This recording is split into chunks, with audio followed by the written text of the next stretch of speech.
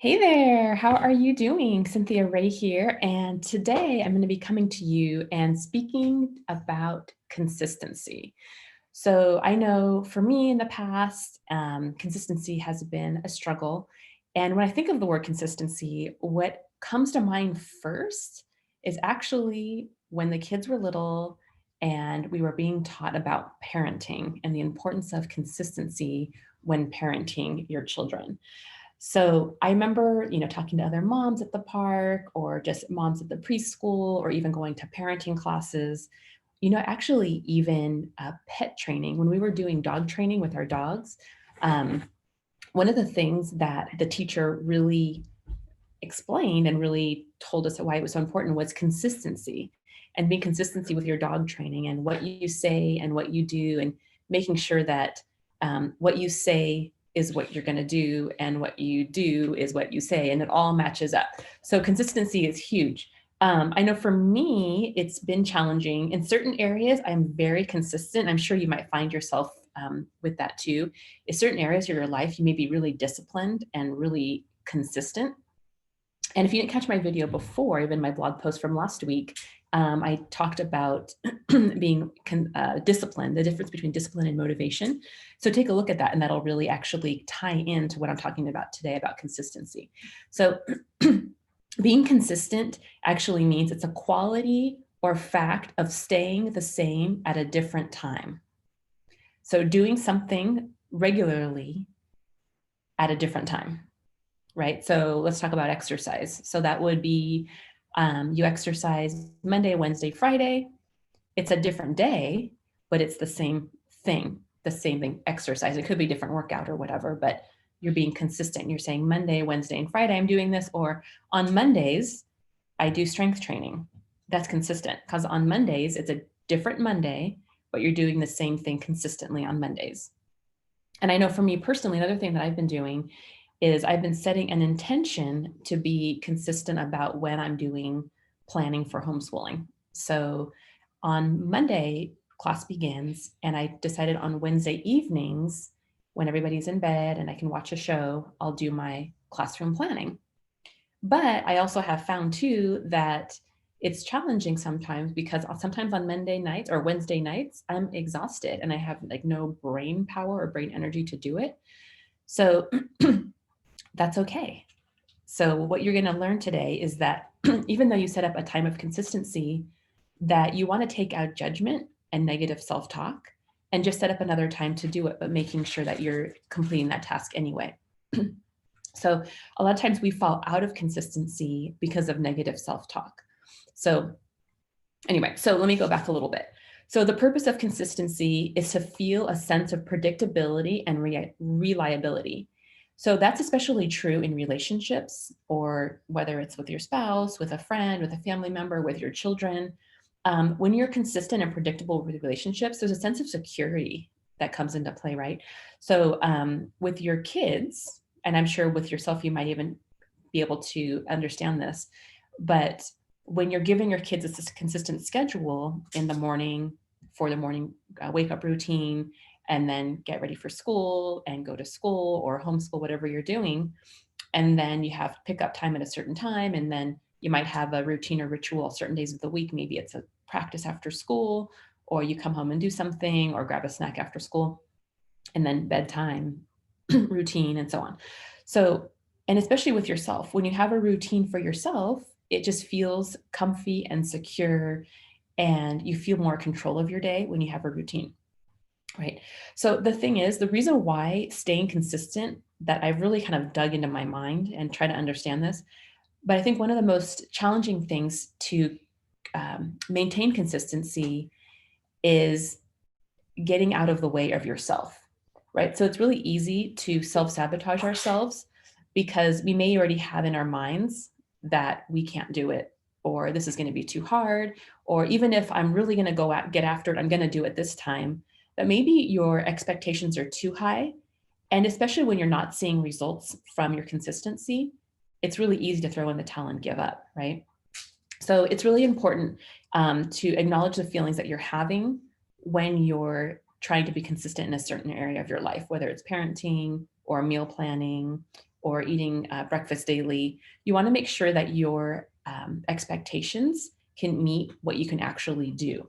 So sometimes we may set up unrealistic expectations for ourselves, and that can actually lead to self-sabotage because it's something that we can't actually do because it's just way too much and impossible with our schedule or just what we're ready for in our mindset. So make sure that your goals for consistency is something that's realistic and maybe even easy to start with. And even if it seems too easy, that's okay, but it's a good foundation to start out on. So one of the examples I like to give regularly is the example of diet, right? So maybe just starting, maybe not thinking, okay, I'm going to eat this way for this many months and this is what I need to do to lose weight. That's really broad, but really back it down and just start really simply and maybe just say, I intend to eat breakfast daily and this is what I plan to eat, and this is how I'm going to do it. So the more specific you are about what your goals are and what you're planning to be consistent with, the more likely they are to happen. So one of the things that I did a video on a few weeks ago was about creating goals and making sure that they're SMART goals, that they're, SMART is an acronym, but it's basically making sure that they're reliable and trackable and doable. So make sure you're really specific with what you're wanting to be consistent with, and then you'll be more likely to reach that goal. Okay, so if you're being consistent with something, right, you're obviously going to produce a result, a negative or positive result, right? If you are consistent with having a knee-jerk reaction and getting upset with somebody about something very simple, that's going to be consistently happening and create a negative relationship in your life, right? If you are going for walks on Monday, Wednesdays, and Fridays consistently, you're going to start to see a result, right? You're going to start to feel more fit, more healthy, more energetic. Your skin probably will be clear. You'll sleep better. You'll feel stronger. You just have a better overall quality of life, right? So also, if you're speaking negatively to yourself on a regular basis, or you're taking in negativity from outside of you, you're going to also achieve a result, right? You're going to feel depressed, down, anxious, just not getting great quality sleep, and not getting out of life what you really deserve. But if you have, on the other hand, positive self-talk, and you're telling yourself how amazing you are, how much you've achieved, how great you have been at being consistent, and even though it hasn't been perfect, that's okay, that you are doing your best and you know that you are going to continue on that path regardless of what gets in your way. So that's obviously going to give you a positive result. So being consistent, whether it's whatever it happens to be, will produce a result, whether it's negative or positive. So one of the things I like to think about too is what it is that people, or that maybe you have been consistent with in the past, and really something that you stick with. So a few of those things that I know that the majority of people, and I'm sure you, are consistent with is, number one, toothbrushing. So like general hygiene, toothbrushing, showering, and putting on your seatbelt, right? So those are almost like conditioned behaviors. It's something that we do because there's a negative consequence. And if we don't do it, we'll be suffering the negative consequence, right? So not brushing your teeth, it's a social consequence.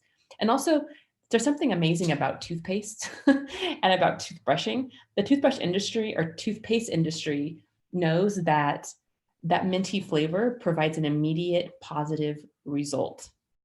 So when you start out and you feel like your mouth is kind of dirty and tastes funny and, you know, that yucky feeling, immediately when you brush your teeth, that mint overwhelms it and gives you a positive, refreshed feeling. So there's consistency in that because you go from a negative into a positive like that, right? It's extremely, it produces a very quick result. So the other one is putting on your seatbelt. So we've become really conditioned to getting in the car and putting on your seatbelt. And almost when you don't do it, you feel really uncomfortable and unsafe. So putting on your seatbelt also has a positive negative consequence, right? The positive consequence is you're less likely to get injured or severely injured in a car accident. And the negative consequence is severe injury, right? We've seen videos of people flying through windows, hearing stories about these horrible crashes with people wearing their seatbelts, and then hearing stories of when people were wearing their seatbelts and then the positive impact it had on their outcome. So, and also showering. So showering also is one of those things that we do regularly and do it consistently because again, there's a negative social consequence, right? We don't want to be stinky or smelly in front of other people, or even maybe even smell ourselves because the smell is not good. So, but same thing with showering, right? We may do a workout and feel sweaty and smell sweaty, but then when you shower, the soap itself makes you feel and smell so much better. Right? You just feel refreshed. You feel like your skin's cleansed. You smell good. You feel more confident.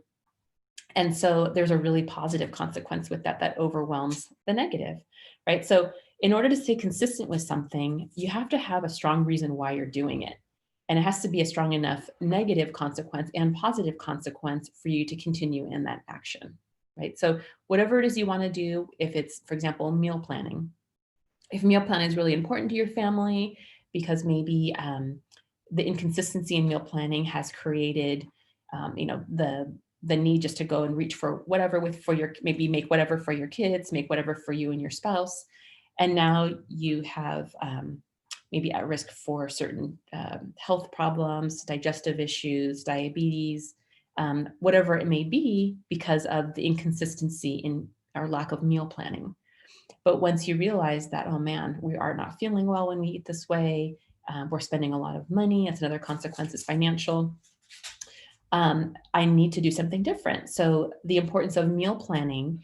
And when you start to meal plan, it's also the positive result in it that is very strong that will help you to keep going. So when you feel really great, really confident in what you're doing, then that in itself will want you to do more. So honestly, it's really, when it comes to consistency, it's the result, the positive result that you achieve is what encourages you to continue on in your consistent behavior, right? So if you are exercising regularly, eating healthfully, and all of a sudden you're feeling better, your weight's dropping, as soon as you see results, that is actually the number one motivator.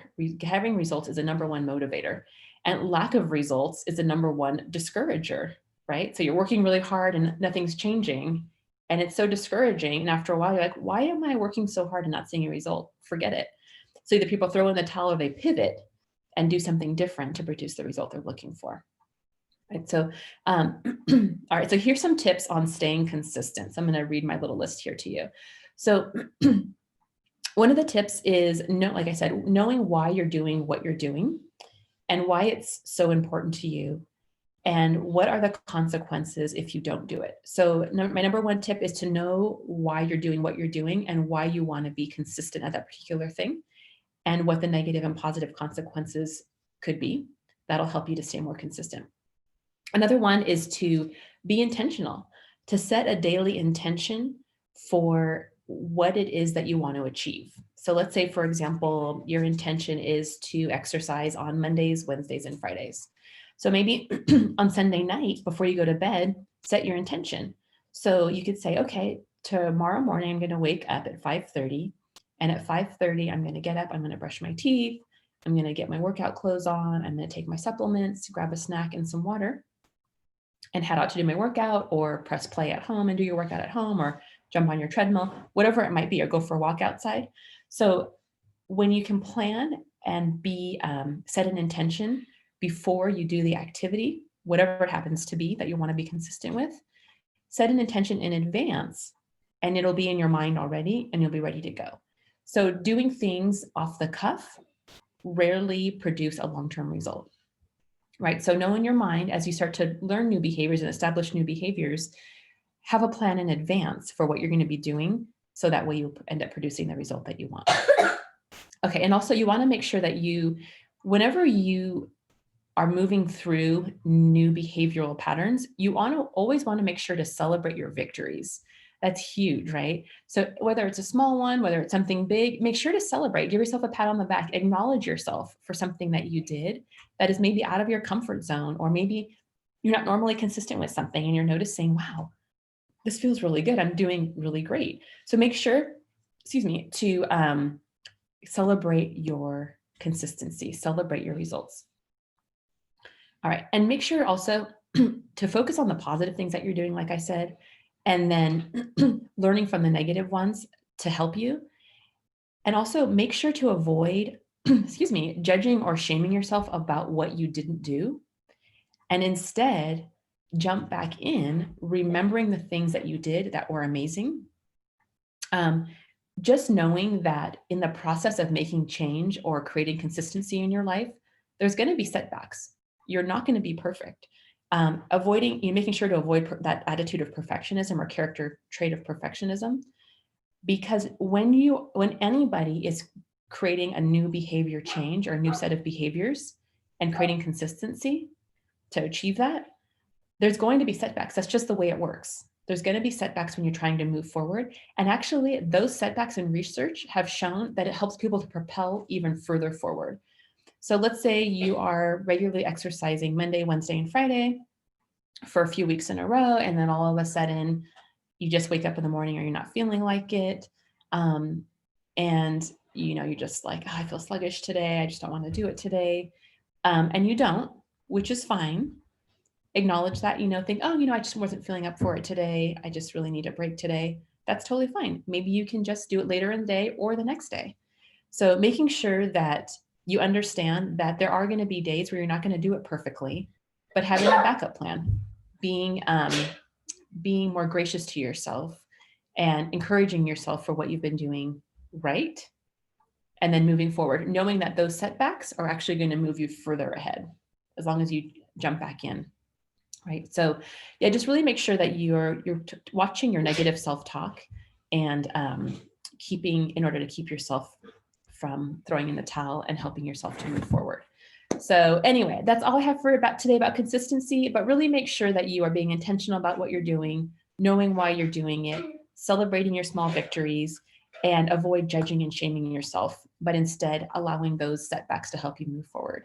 So hope you have a fantastic day, and I will talk to you soon.